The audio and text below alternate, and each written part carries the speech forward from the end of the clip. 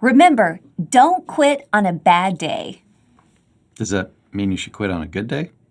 Because if it's a good day, why would you quit? Well, it's a legitimate question.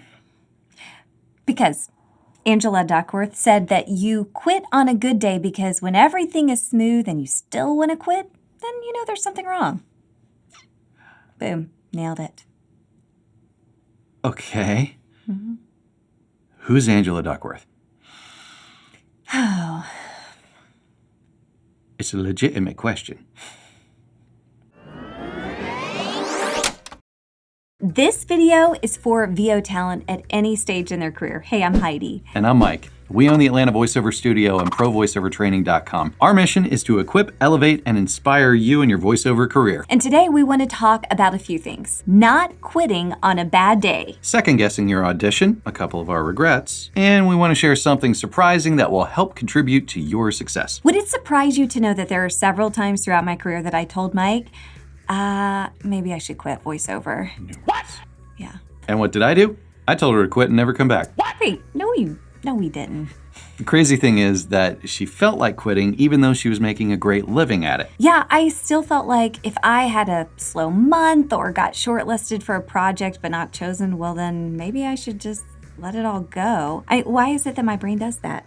All or nothing. So we thought that if she's felt this way, then maybe you might have as well at some point, and we hope this video can help you. Angela Duckworth is... Oh, finally. Now we get to it. Yeah. We were going to get there.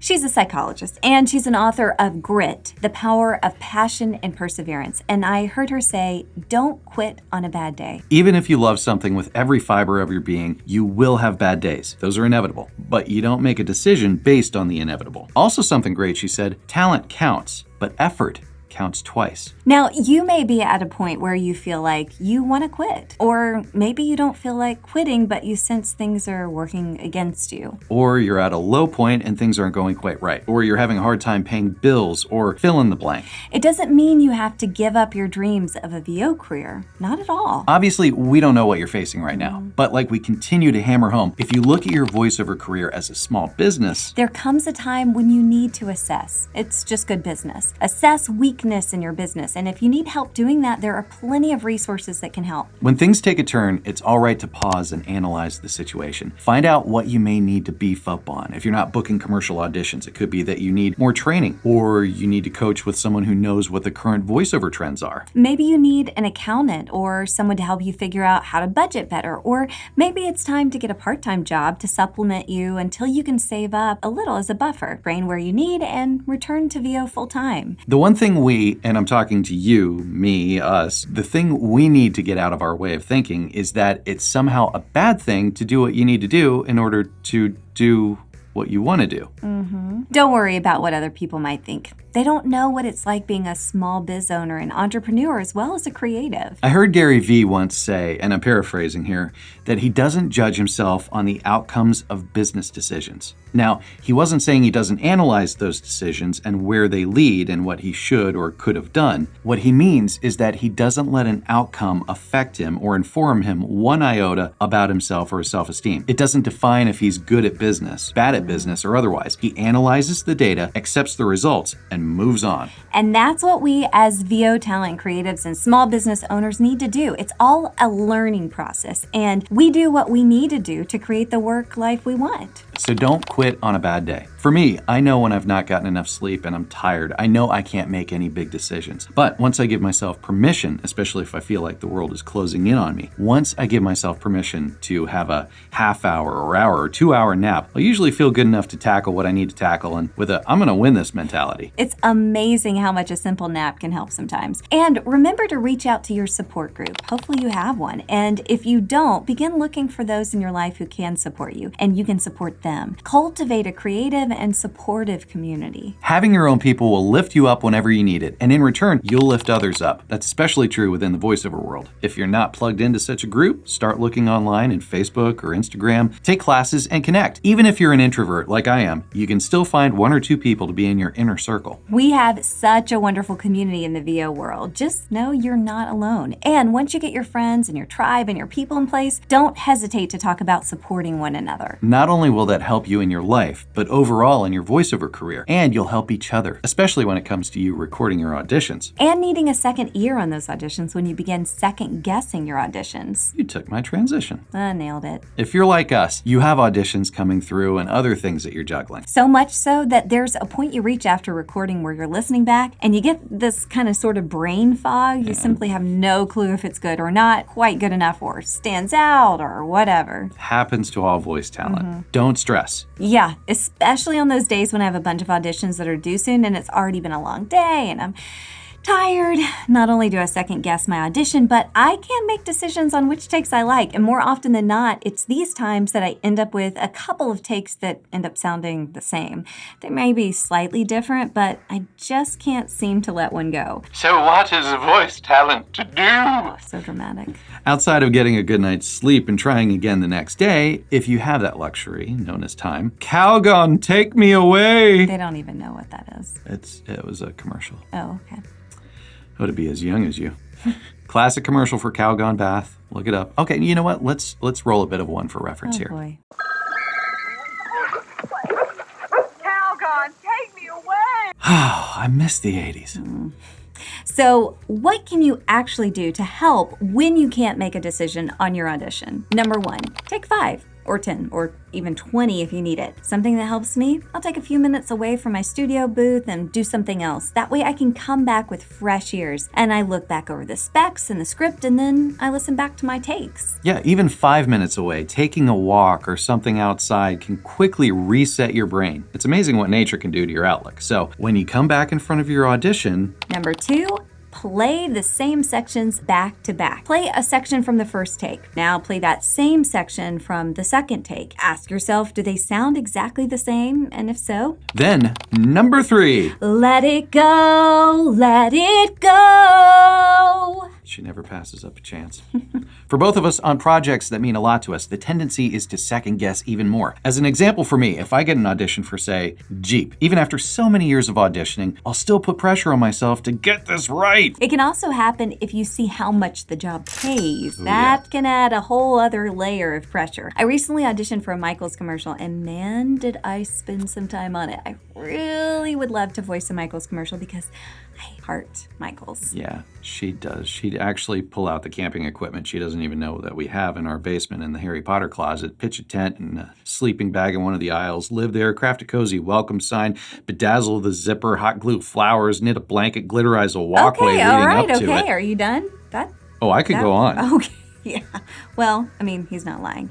To get back on track, with the Michaels commercial audition, I looked at other Michaels spots, read up on their current branding, did all the script analysis, then I got to auditioning, and I had so many takes that I just couldn't decide. And it's daunting to look at your DAW, we use Adobe Audition, shout out, and see 10 minutes of auditions. The time it'd take to go through all that, it's so funny. Our auditioning methods are so different, but we do what works for us. Yeah, I just had to re-record. So I kept telling myself, let it go. Oh, no. Don't hold anything too preciously. I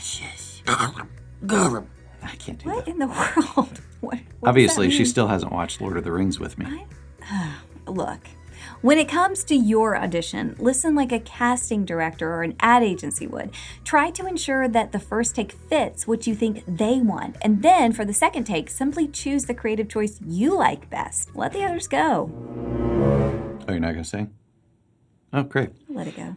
The stepping away from the audition after you record and then coming back after a few minutes really does help. You come back with fresh ears. And what's been happening with me recently is I'll record a few takes, step away, come back, and then decide to re-record. Only because what I thought I recorded wasn't what I knew I wanted my auditions to sound like. I knew I could do it closer to the way I thought it should sound, in my mind at least. That's the way I heard it in my noggin. And then when that happens, I'll usually get the takes I want within 2 takes. As voiceover talent, we all want to know what the secret sauce is that can help us book more auditions. Not sure if that exists, but there are small things we can do to ensure we do stand apart. Want to know something surprising that will help make you successful? I just got back from a Voxy Summit conference this one time, and there was one word that kept going over and over in my brain. Okay, and what was it? Well, the more I thought on this one word, this one action, I realized how doing it well would truly change our careers and lives. Okay, what is it? I'm getting there. It's something that we can put into practice in every area of our voiceover business. It'll really set us apart and move us closer to our goals. For the love, what is it? Want to know what it is? Yes! Okay. Listening. Now, this is counter to what we do, talk for a living, but becoming better listeners will help us all get further in our careers. So what does she mean by that? Or rather, how does this affect our careers in a positive manner? Marketing. Listen to your clients. Some may be going through some major life stuff, taking care of an ailing parent or their college-age kid may be failing out of school and they're worried. Listen to what's going on in their lives. Some may be doing just fine, and they'll talk about their kids, their crazy chickens that they have out back, or how excited they are about their travel plans. They're human, you're human.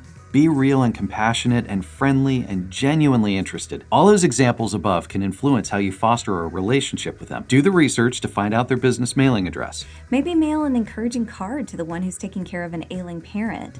To the one who's traveling, maybe send them an inexpensive travel pillow that helped you on your last trip and you thought they'd enjoy. That's a creative way. It's inexpensive, outside the box, personalized, and that client will never forget you. And you could probably write off the purchase as a business expense. Please remember to consult your tax professional for correct advice. These are simple ways where listening can help your career and create some lasting relationships. Audience. Listen to what needs your audience has, whether that's in commercials, video games, e-learning, animation, you get the idea. Pay attention to how people in your family react to certain commercials, or when your cousins are playing video games, or what your uncle was saying about the training video he had to watch at work. All these can influence your read the next time you get an audition. Auditions. Listen back to your auditions. I mean, really listen. If you don't know what you're listening for, well, that's another video that you'll need to watch. Or could also be you need more training to understand. We have classes and private coaching to help you at AtlantaVoiceOverStudio.com if you want someone to professionally help you. And finally, listening helps you with other talent. Sometimes the greatest gift we can give another is to listen, truly hear them. This is such a weird business. Not many other people get it. Listening to others in the industry is quite a gift. As studio owners, full-time voiceover and acting talent, our time is very limited. But we try to do our best to give our full attention to those who contact us or come through the studio. And Heidi and I have found that the majority of other veteran talent in the industry are the same way. Now, this just skims the surface, but our challenge to you is to begin looking for ways this week that you can listen better and listen well. You may be surprised at how much you are actually heard too. So wrapping up, what did we learn today? Don't quit on a bad day. Even our biggest regrets can inform us and help us grow into much better talent. And that the simple act of listening can help in many aspects of the voiceover business, but also it may just help us all become better people to one another. Thanks so much for taking time with us today. Voiceover is an awesome part of the entertainment industry, and we're here to help you in your journey. If you're unsure about how to implement some of the things we talked about today, then come check out what we have to offer at AtlantaVoiceOverStudio.com and ProVoiceOverTraining.com, where our goal is to equip, elevate, and inspire you in your voiceover career. We have classes, workshops, and private coaches, and you can watch videos on this channel for more free advice. So please subscribe so you don't miss out, and we will see you next time. Let it go, let it go. Wait, don't go. I can see you're only interested in the SCHNEIDER. I think then you will be most rewarded to consider this. Do not be fooled by its commonplace appearance. Like so many other things, it is not what is outside, but what is inside that counts. This is no ordinary lamp! Aladdin? Yeah, no, I got Oh, it. got Got it. Yep. I was just letting you do your thing. Are we still rolling? If you're relatively new to voiceover and know about genres and what's available, but want to begin learning the foundations and foundational techniques of voiceover, like learning how to use your instrument, your voice, then head over to ProVoiceOverTraining.com and click on the Beginner VO Intensive course. Yeah, you can take that class there on demand in video form. And then we have links in there where you can schedule time with a private coach to practice and make sure you're doing everything correctly. Or if in person or live via Zoom is more your speed, where you can ask questions, head to AtlantaVoiceOverStudio.com and look for the Beginner VO Intensive under classes in the menu bar. These tend to sell out really fast because it's such an awesome class, and we cover so much in 3 months. So look at the website and see which night works for you. Thanks so much for watching, and keep checking back for more videos to help you in your voiceover journey.